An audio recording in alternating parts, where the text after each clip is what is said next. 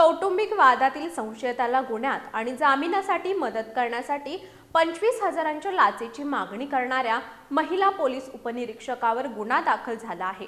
अपर्णा जाधव असे या पोलीस उपनिरीक्षकाचं नाव असून सध्या ती शाहूपुरी पोलीस ठाण्यात कार्यरत होती। गुन्ह्याची चाहूल लागताच अपर्णा जाधव फरारी झाली असून लाचलुचपत प्रतिबंधक विभाग तिचा शोध घेत आहेत। कोल्हापुरातील शाहूपुरी पोलीस ठाण्यात कौटुंबिक वादाचा एक गुन्हा दाखल झाला होता। या प्रकरणी एकाला अटक करण्यात आली होती। या गुन्ह्याचा तपास या पोलीस ठाण्यातील महिला पोलीस उपनिरीक्षक अपर्णा सुखदेव जाधव हिच्याकडे होता।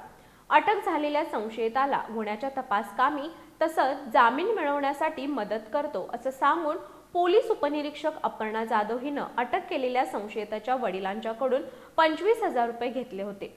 त्यानंतर गुन्ह्यात आणि जामिनासाठी मदत केल्याचं सांगून पोलीस उपनिरीक्षक अपर्णा जाधव हिनं संबंधित संशयिताकडे पुन्हा 25,000 रुपयांच्या लाचेची मागणी केली होती।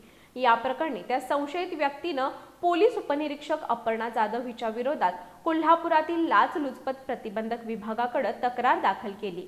त्यानुसार या विभागानं शाहूपुरी पोलीस ठाण्यात सापळा रचला होता। याची चाहूल लागताच पोलीस उपनिरीक्षक अपर्णा जाधव हिनं पलायन केलं होतं।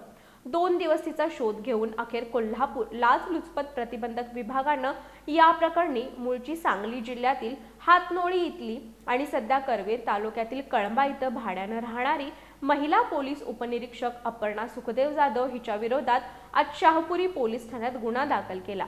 संशयित अपर्णा जाधव फरारी झाली असून लाचलुचपत प्रतिबंधक विभागाकडून तिचा शोध सुरू झालाय।